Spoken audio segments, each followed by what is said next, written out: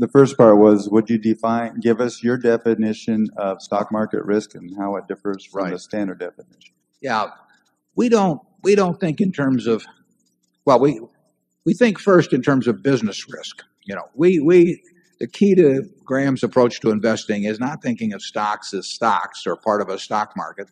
Stocks are part of a business.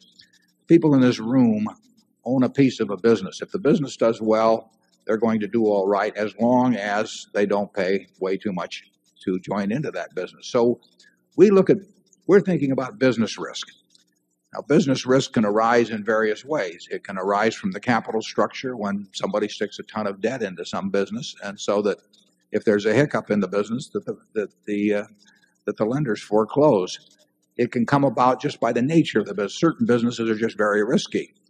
Back in when there were more commercial aircraft manufacturers, Charlie and I would think of making a commercial airplane, a big airliner, sort of as a bet your company risk, because you would shove hundreds and hundreds of millions of dollars out into the pot before you really had customers. And then if you had a problem with the plane, the company could go. There's certain businesses that inherently, because of long lead times, because of heavy capital investment, that basically have a lot of risk.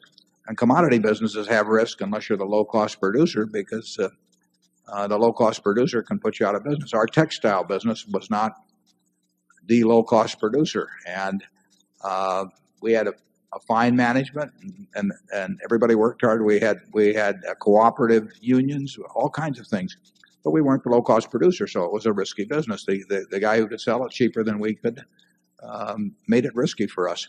So there's a lot of ways businesses can be risky.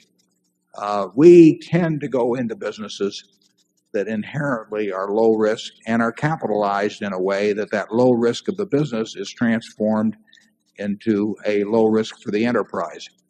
The risk beyond that is that even though you identify such businesses, that you pay too much for them. That risk is usually a risk of time rather than loss of principal, unless you get into a really extravagant situation. But then the risk becomes the risk of you yourself. I mean, whether you can retain your belief in the real fundamentals of the business and not get too concerned about the stock market. The stock market is there to serve you and not to instruct you, and that's a key to owning a good business and getting rid of the risk that would otherwise exist in the market. You mentioned volatility. It doesn't make any difference to us whether the volatility of the stock market, is average as 0.5% a day or 0.25% of a day or 5% a day. In fact, we'd make a lot more money if volatility was higher, because it would create more mistakes in the market.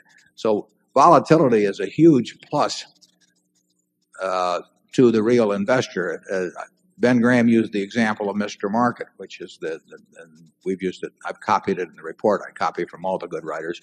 And Ben said, just imagine that when you buy a stock that in effect, you've bought into a business where you have this obliging partner who comes around every day and offers you a price at which you'll either buy or sell, and the price is identical. And no one ever gets that in a private business where daily you get a buy-sell offer by a party. But in the stock market, you get it. That's a huge advantage. It's a bigger advantage if this partner of yours is a heavy drinking manic depressive. I mean, the crazier he is, the more money you're going to make. So you should, as an investor, you love volatility.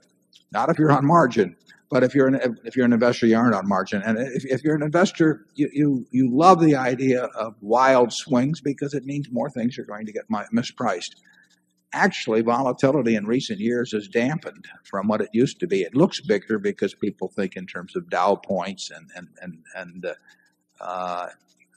so they see these big numbers about plus 50 or minus 50 or something. But volatility was much higher many years ago than it is now, and you had the amplitude of the swings was really wild, and that gave you more opportunity.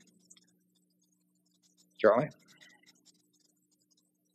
Well, it got to be the occasion in corporate finance departments of universities where they developed a notion of risk-adjusted returns. And my best advice to all of you would be to totally ignore this development.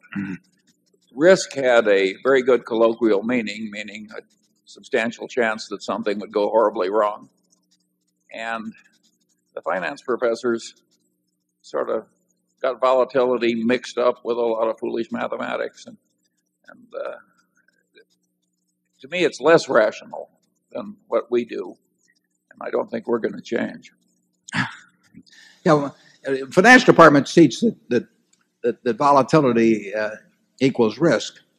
Now they want to measure risk, and they don't know any other way. They don't know how to do it, basically, and so they say that volatility measures risk. And I've often used the example that the Washington Post stock, when we first bought it, had gone in 1973, had gone down almost 50% from a valuation of the whole company of close to say 180 or 175 million down to maybe 80 million or 90 million. And because it happened very fast, the beta of the stock had actually increased, and a professor would have told you that the company was more risky if you bought it for 80 million than if you bought it for 170 million, which is something that I've thought about ever since they told me that 25 years ago, and I still haven't figured it out.